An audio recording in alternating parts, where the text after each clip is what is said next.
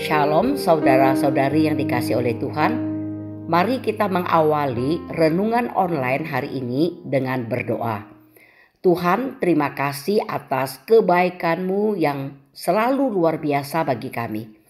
Saat ini kami kembali rindu Engkau mau berbicara kepada setiap kami, agar kami pun memahami keinginan hati-Mu bagi kami, dan kami pun bisa mewujudkannya di keseharian hidup yang kami jalani. Tolonglah kami yang akan membaca dan merenungkan kebenaran firman-Mu ini. Berbicaralah kepada kami. Demikian doa kami panjatkan dalam nama Tuhan Yesus. Amin. Saudara-saudari yang dikasih oleh Tuhan, renungan online hari ini diambil dari 1 Petrus pasal pertama ayat 13 yang berbunyi demikian.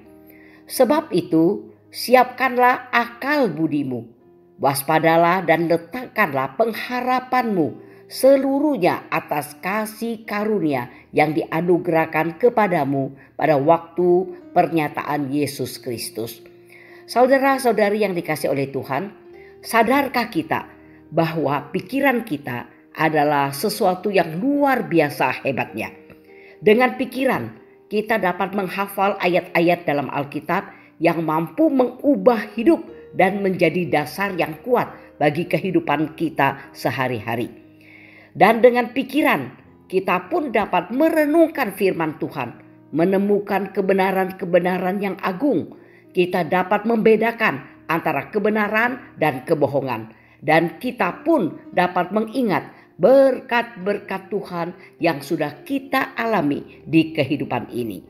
Saudara-saudari, beberapa hamba Tuhan yang hidupnya sangat efektif, biasanya mereka adalah orang-orang yang selalu mendisiplinkan pikiran mereka bagi pekerjaan Allah.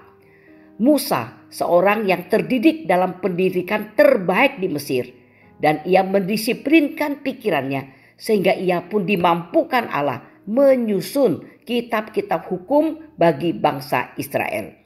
Demikian juga Yesaya, ia mendisiplinkan pikirannya sehingga ia mampu sebagai seorang yang berpendidikan untuk menulis salah satu kitab nabi-nabi dalam kitab suci. Paulus juga mendisiplinkan pikirannya sehingga ia yang dididik di bawah Gamaliel, yaitu seorang guru besar pada zamannya, ia kemudian menjadi mampu dipakai Tuhan untuk menulis teologi perjanjian baru. Saudara-saudara, sedihnya di masa kini banyak orang Kristen tidak melatih atau mendisiplinkan pikiran mereka untuk dipakai bagi pekerjaan Allah.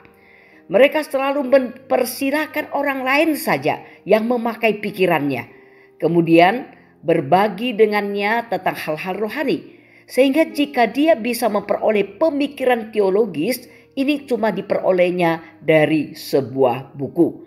Baginya, mengapa dia perlu susah-susah belajar dari firman Tuhan itu sendiri? Cukup dari buku yang ditulis orang lain atau merupakan hasil pemikiran orang lain saja. Dan jika seorang pembicara membuat suatu pernyataan dengan penuh karisma, mereka pun menerima begitu saja tanpa mengujinya apakah itu alkitabiah atau tidak. Saudara-saudara, Paulus mendorong orang Kristen untuk dewasa dalam pemikirannya. Hal ini dapat terlihat dari 1 Korintus pasal 14 ayat yang ke-20. Ia mengatakan, dulu pemikirannya tidak dewasa, tetapi kemudian ia memakai pikirannya sendiri untuk mengenal dan mengetahui kebenaran Tuhan yang besar. Hal ini dapat terlihat dari 1 Korintus pasal 13 ayat yang ke-11. Dan ia pun mendisiplinkan pikirannya bukan hanya untuk hal-hal yang berhubungan dengan dirinya sendiri, tetapi juga bagi kebenaran Allah, bagi pekerjaan Allah, bagi kemuliaan Allah. Ya, ketika kita menjadi orang Kristen, Allah memperbaharui pikiran kita masing-masing. Hal ini dapat terlihat dari Roma 12 ayat yang kedua. Maka pastikanlah kita pun masing-masing memakai pikiran kita untuk membawa kemuliaan bagi Allah. Amin.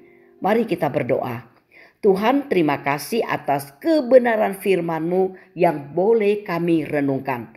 Tolonglah kami dapat menjadi anak-anak-Mu yang mau mendisiplinkan pikiran kami bagi kebenaran-Mu, bagi pekerjaan-Mu, bagi kemuliaan-Mu.